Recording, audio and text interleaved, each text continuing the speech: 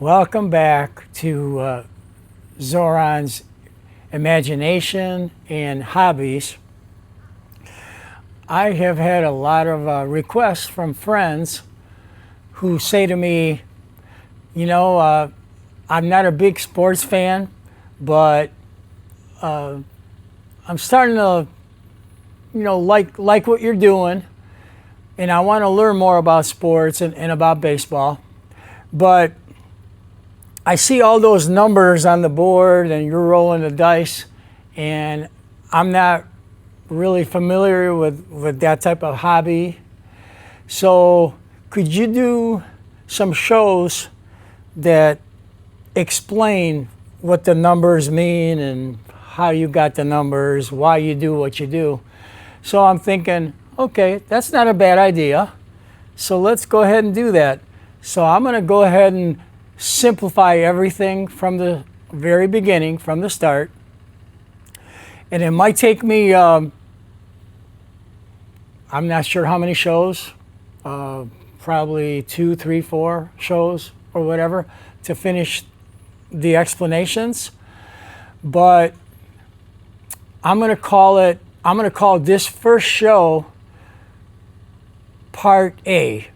And it's about my formula. I'm the only one, when you roll the dice and you look at the numbers and it tells you what the baseball final result is, I'm the only one with this formula. So no one else has this formula. It's unique. I did it myself. Yes, it was based on when I was younger. I learned a lot of ideas from this, but when I was younger, I'm the one who learned the principles of it, but I'm the one who created this unique formula. So when I started playing these chance games, dice games especially, in the odds, I learned a very interesting secret formula, you might say, and it's really based on the science of mathematics and odds. And there was back in the 1500s, there was an Italian mathematician that came up with the formula based on odds and probability.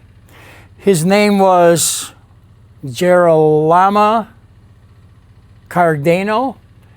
Well, Girolamo realized that if you do the probabilities of chance in anything, eventually things will come out the way they're supposed to come out. So let's say you're rolling dice. Okay, let's say you're only rolling one dice. Okay, this is 1 through 6. Here's a 3. Okay, if I roll 6 times, I'm probably not going to get a 1, 2, 3, 4, 5, 6 like in order. I'm going to get the numbers to go all over the place. So if I just rolled a 3, right? What am I going to roll now? Do I really know? 2. Okay, so let's see. Can I keep rolling different numbers until I go 1 through 6? What's this one? There's a 1. All right, so far I'm doing pretty good. There's a 5. So far I have not repeated a number yet. Oh, there's a 1 again. Okay, so you notice I never rolled a 4 or a 6. But according to Cardano's mathematical formula, if I roll long enough, I will roll an equal amount of each number. So let's say I roll 100 times. After 100 times, the 1, 2, 3, 4, 5, 6 are going to come out pretty even, but maybe not exactly even. Maybe one of the numbers will be 25, but the other one will only be 12 or 13. However, according to the mathematical formula in odds and probability, if I roll my dice 1,000 times, then I'm going to be more accurate to everything that's going to come out. If I roll it 10,000 times, the odds are that all the numbers will be almost equal. So the more you roll, the more you go, the more chances are that everything is going to be where it should be.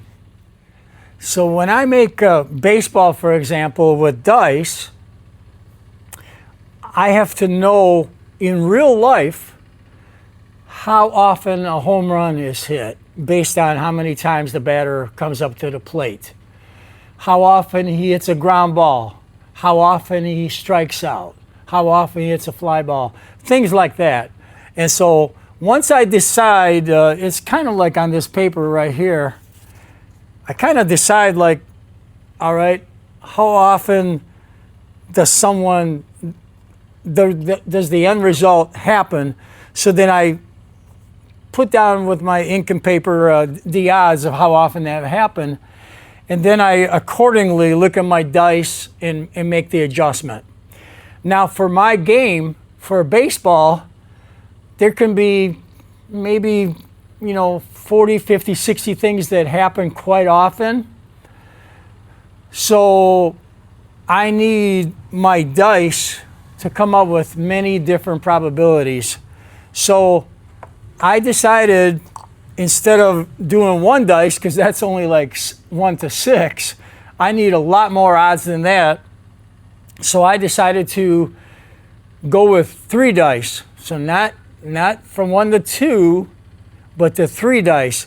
Why? Because let's say if I'm rolling 3 dice, here's what happens.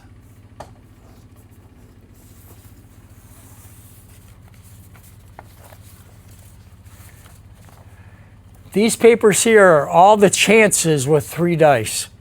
If I add up all these chances, it comes out to 216. So now I'm able to take the odds of 216 and figure out how often this happens in real life and make my game pretty close to being realistic. So if something happens only once every 216 times, I'm only going to put that on one of the numbers. And there you go.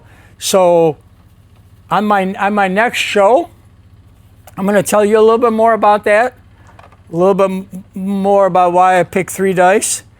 And you notice I have 3 colors: green, yellow, and red.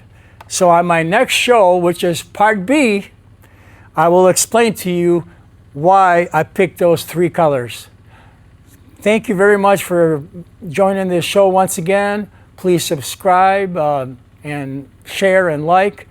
I appreciate your support, and I look forward to seeing you again, and please have a very good day. Bye-bye now.